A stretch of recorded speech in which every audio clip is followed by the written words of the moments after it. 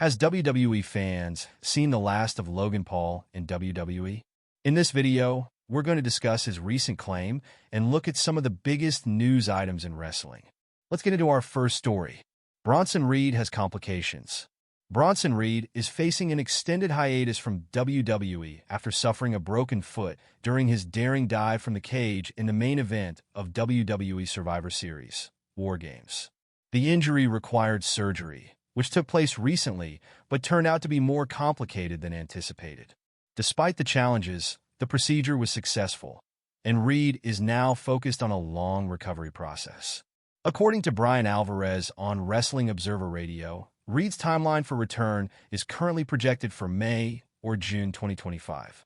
This significant recovery period reflects the severity of the injury and the complexity of the surgery. Alvarez commented on the situation, emphasizing the seriousness of the issue while wishing Reed a smooth and full recovery. Reed's absence leaves a void in WWE's roster, as he has been a dominant force in the ring. Fans and peers alike have sent well wishes to the powerhouse, looking forward to his eventual comeback. Until then, his presence in the WWE Universe will be greatly missed. Limited WWE Library. WWE's groundbreaking deal with Netflix, set to begin in January 2025, marks a major shift for the company's programming and content distribution.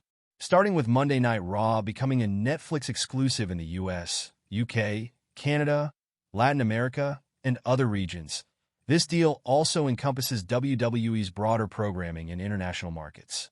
Shows like SmackDown and Premium Live Events, PLEs, will also transition to Netflix internationally, effectively replacing the WWE network in these areas. However, concerns have emerged regarding the extent of WWE's content availability on Netflix. As reported by Dave Meltzer on Wrestling Observer Radio, the WWE library on Netflix for international audiences will initially be limited to around 40 pay-per-view events, with fewer archival shows compared to the extensive catalog previously accessible through the WWE network. This has sparked apprehension among fans who value the vast history of WWE content. Looking ahead, fans are also speculating on how this model might influence WWE's U.S. rights deal with Peacock, which expires in 2026. If the U.S. market follows the same trend as international regions, there's a possibility that much of WWE's rich historical content could remain unavailable to viewers, sparking further disappointment. This shift underscores WWE's broader strategy to align with Netflix's massive streaming reach. But balancing accessibility and historical content could be a significant challenge as WWE reshapes its digital footprint.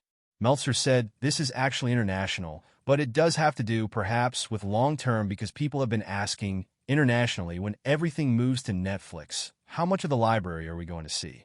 And the answer is not much. All the current shows, obviously, will be on every single week. This is international, not United States. United States is only Raw. All the pay-per-views are going to be on Netflix. As far as your archives, there will be some, but very little. This is all international. On January 1st, when everything starts, they're going to have about roughly 40 pay-per-views. Will be the only thing up. Just intermittent. Some recent, some years ago. But like 40-ish pay-per-views, dating back to the Wrestling Classic and Tuesday in Texas, Rock Bottom, and there'll be Royal Rumbles and WrestleManias, of course. Hell in a Cell. The Invasion pay-per-view. Evolution pay-per-view. The All-Women's Show. Some of the ECW pay-per-views, December to Dismember is going to be up there. I think they just blinded themselves and threw darts at a wall, and whichever name they picked up, because it's not like they picked the best pay-per-views or recent or anything. Clash at the Castle is going to be on. The point is it will only be, when it starts on Netflix, there will be 40 pay-per-views. There will be no WCW. No WW. It's all WWE. No Mid-Atlantic Wrestling, no Mid-South Wrestling, world-class wrestling. None of that taped library stuff. People didn't really watch a lot of it, so that's what happened. But there will be a few WrestleManias. There will be some old episodes of NXT, Raw, and SmackDown. All the new episodes airing live, of course. Logan Paul's WWE status remains ambiguous following his apparent retirement announcement on his podcast, Impulsive. After losing the WWE United States Championship to LA Knight at SummerSlam and welcoming his daughter in September, Paul claimed he's stepping back from wrestling, saying, "I'm retired. I'm a dad, bro." However, this might not be the final chapter of his WWE journey. Paul has a history of teasing fans and making surprise appearances, so his declaration could be misdirection. Speculation about his potential involvement in the Royal Rumble is already brewing, fueled by his past knack for dramatic returns to the ring. Adding to the intrigue, his presence at a WWE media event for Netflix in January suggests he's still involved with the company in some capacity. With no concrete updates on his WWE status, the possibility of him resurfacing at a major event like WrestleMania 41 or the Royal Rumble can't be ruled out.